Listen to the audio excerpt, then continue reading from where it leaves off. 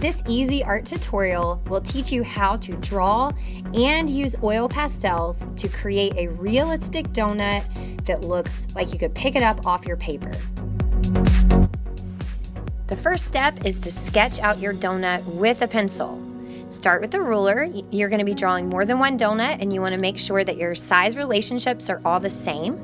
And then you're going to draw a smiley face line on the bottom and a frowny face line on the top. Connect your edges with a soft curved line. If it looks like a baked potato, you've done it right. For the donut hole, find the center of your donut with your pencil and then draw another slightly smiley face line that extends further than your frowny face line on top. Add your icing line, making sure to curve around that first line. It shouldn't go straight across, and don't forget the donut hole.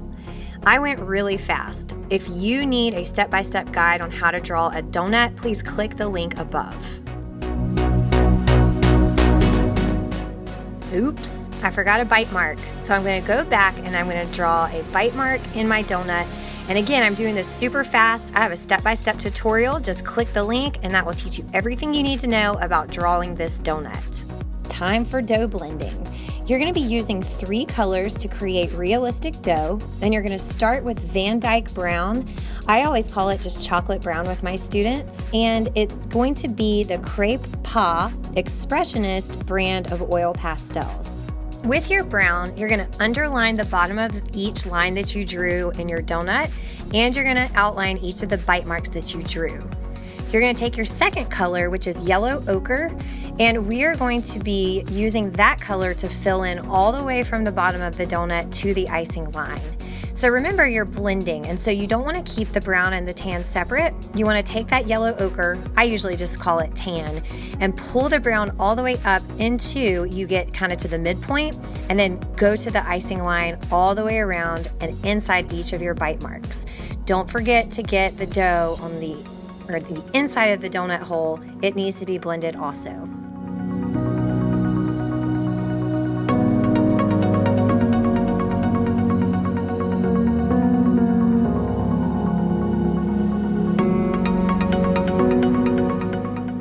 Your final color will be white, and if your oil pastels look anything like mine, you need to make sure that you get a paper towel and find a clean edge. Don't try to clean the whole thing, but get a clean edge because you're going to be using your white, and you're going to put a line at the very bottom of that yellow tan. So you don't want the brown and the yellow to touch as much as you want the yellow to touch the white.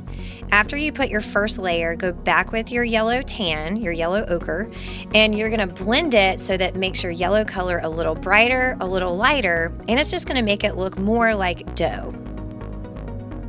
The trick to oil pastels is layering. So I did it once, so I'm going to do it again. I'm going to add a little bit more white on top of that to really get that nice highlight.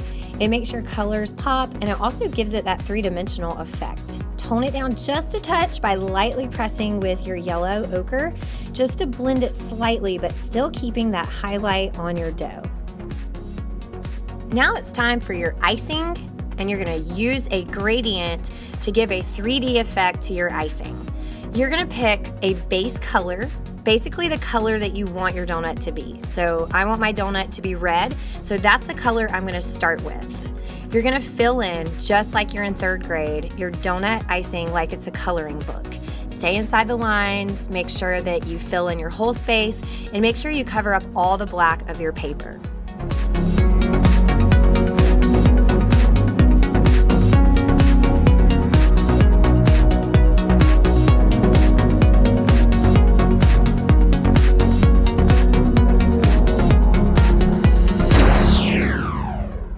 Check out how fast I did that.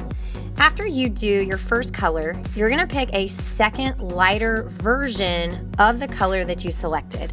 So I'm doing red, orange, and white. You might do dark blue, light blue, white, dark green, light green, white. You could do red, pink, and white. So you want to make sure it's a gradient. And look how I'm using the orange and I'm putting a really thick, bold line hula hooping around the donut hole. Then you take your first color, for me it's red, and you're going to soften it so it doesn't look like a line, but it looks like your red and orange fade together. You don't want the orange to completely disappear. You just want it to look like it's blending with that red that you added first.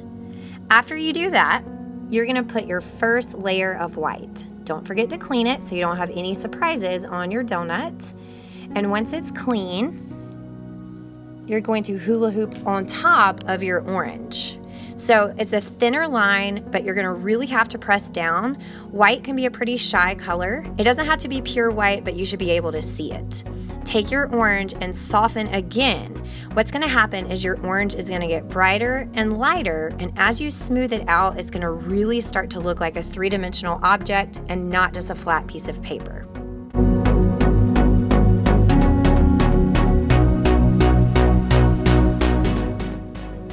Bling, bling. It's time for those extra white final detail highlights that's gonna make your donut look so three-dimensional that you could pick it up off your paper. Make sure that they curve around your donut in a natural way. And sometimes I take that last color, that orange, and I kind of fade or taper the highlights so they really look like they're a part of the shading I've already done. Shadows are an important detail, so it doesn't look like you drew a flying space donut, although that would be cool. And we're gonna be inspired by Wayne Thiebaud's vibrant shadows. If you haven't checked out his art before, you have to if you're ever interested in drawing food. And you're gonna start with your darkest blue, and you're gonna underline the donut, go into the bite mark, and don't forget the donut hole. Now, in real life, shadows are not this beautiful and vibrant, but this is our artwork, so if we want to make it larger than life, that is up to us. Take the lighter blue and just slightly blend the two colors together. It shouldn't look like two stripes, it should look like a dark blue fading into a light blue.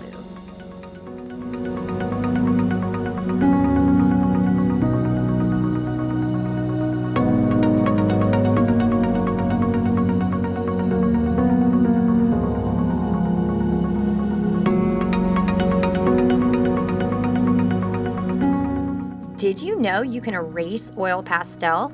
I always use my eraser because oil pastels don't have that fine point, and sometimes I feel like the edges are a little bit sloppy. So I just take a regular pencil eraser to get those edges right where I want them to be. And there it is, an easy oil pastel donut that looks so real you could pick it up off your paper. If you're interested in jelly donuts, plain donuts, or a variety of sprinkles and frosting, click the links on your screen to show you how to do these specialty donuts.